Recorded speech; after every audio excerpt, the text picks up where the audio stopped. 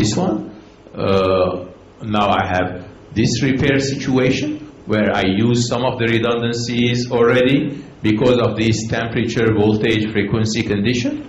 Then I go to the next condition, next corner to test, and I don't build on it from zero. I already used some redundancies, therefore I have to build on it from here on because these redundancies are already gone. So I'll be using it there, then I repair even more here, and so on. So this is called cumulative repair. That is, from one corner to the other, I'm using the previously repaired information and building on it the next set. Okay? And the next set will give me the ability to repair further. And at the end, I will save this in my non-volatile memory. So my non-volatile memory will contain a repair signature that covers the defects found here, the defects found there, and some other defects that were here. Okay?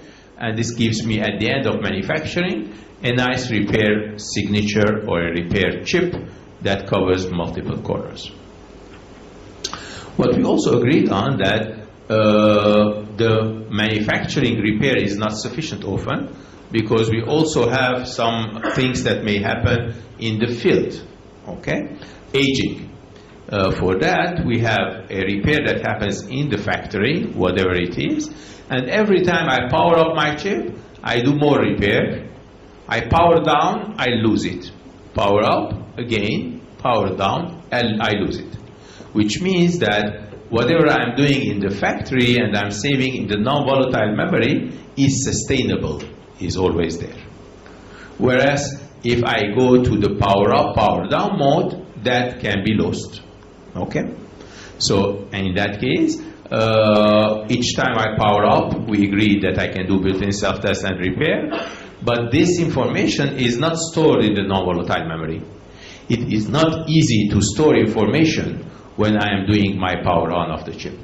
When I'm in the field, in operation, I don't save it in the non-volatile memory. I just switch the muxes as they're supposed to, but that information is not permanent. When I when I switch it off, that information will disappear. Therefore, I go back to this stage. And then each time I power up again, those aging problems need to be discovered again and then lost again as information. So this we call it soft repair. Soft repair means that it does not remember it. So there is hard repair and there is soft repair. The soft repair will not remember the information, will disappear at the end. Some people at the time thought that if I can do soft repair upon power up, why don't I always do that? Why should I do repair in manufacturing? Why should I have a non-volatile memory on chip to remember? Why don't I just run a repair upon power up, and if it's repaired, I can work with that, that's sufficient. Now it came out that that's not sufficient. Why?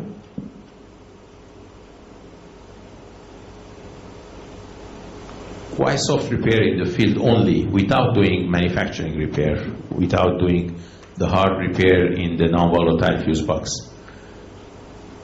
Cannot be sufficient.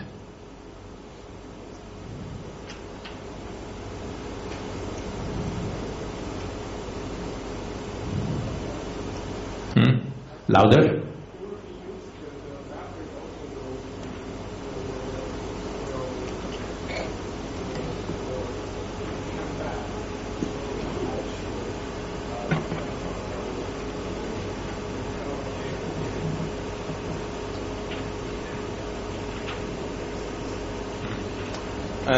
Not as much. The real reason is this. If I do the repair only upon power up and not before, when I power up my chip, that power up will be under a certain condition. It depends. Where is your car? If you are in the desert or you're in Siberia. It depends the condition, and it will do the repair for that condition. But then later on, when you change the condition, when it was cold and you heat up the system, new things will show up, and you didn't count for them. So you're doing repair only for one corner, it means, and that corner is the starting corner, the initialization corner, whatever that condition is, right? But in manufacturing, as we have seen, we're doing tests under multiple conditions. multiple voltages, multiple temperatures, multiple frequencies, and so on. And we are detecting and repairing for each one of them. So that repair signature that's coming at the end of manufacturing, it's covering multiple corners, not a single corner. Whereas if I do it only in the field, it will be only one corner, whereas the rest of the corners are not taken into consideration. So if there are defects under those other corners, we will not repair for them. There will be defects that are sitting there. Right?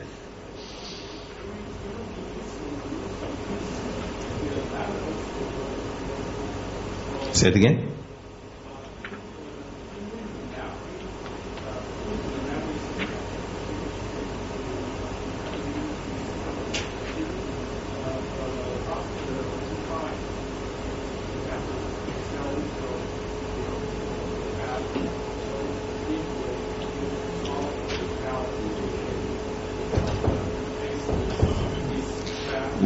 We can replace it. If you have redundancy and you have a bad memory cell, in theory you should be able to replace it. But in order to replace a bad cell with a redundant cell, the first condition is to discover, to detect the bad cell, right? So if you are not able to detect the bad cell, you cannot replace it. Even if you have the redundancy, you have the configuration, you have the redundancy allocation algorithm, all of that is there. But all of that is based on the fact that you are able to detect it. Now, if you are not putting all the corners for you during repair, you are not detecting them. So upon power up, you are detecting only in that corner mode. But the other corners, you are not detecting them, therefore you are not repairing it accordingly, which means it's a test escape. Which means your system has the defect in it, but you cannot discover it. Has the repair, but you cannot repair it because you didn't discover the defect. Right?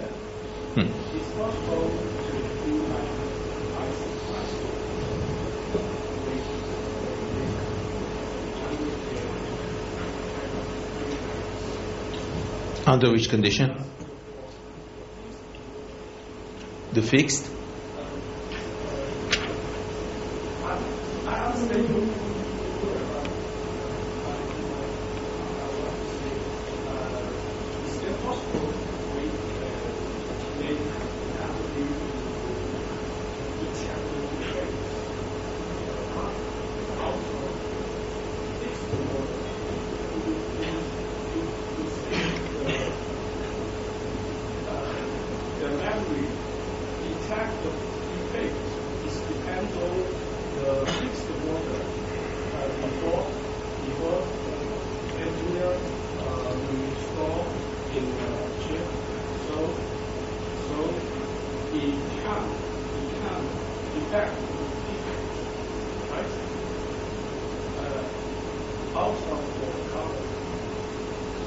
I didn't catch your point. I think that's a good one for the break. To discuss it further. Yes? Okay. Having said that, let me see where we are, but we are very close to take a break as well. Let me show where we are. Very good. And this one, so I'll do one more slide, then we'll take a break. Okay. It is this one. So to summarize this repair and repair efficiency aspect, we spoke about the fact that our yield can be better if we invest in our chip and we put in it repair infrastructure, and we rather be on this curve and be able to repair the memories rather than we be on those ones which do not repair the memories. So having with the memory a self-repair infrastructure is important, which means it will have redundancy, row or column redundancy, so we need to support that. So my engine needs to support this. My engine needs to support multi-corner repair, that is cumulative, for the temperatures, voltages, and so on. And then the fuse box, the non-volatile, need to have multiple signatures in it.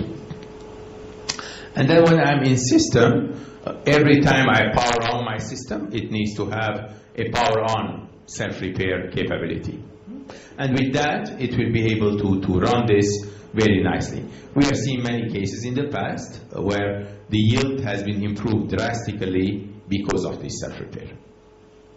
Now, what we will do when we come back, we'll talk about this multi-level of hierarchy and how we will handle that, having finished this memory redundancy and repair section together.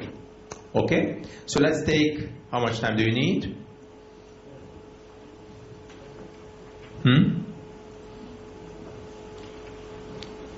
10 minutes? 15? 50 minutes to repair ourselves and come back. Okay? Thanks.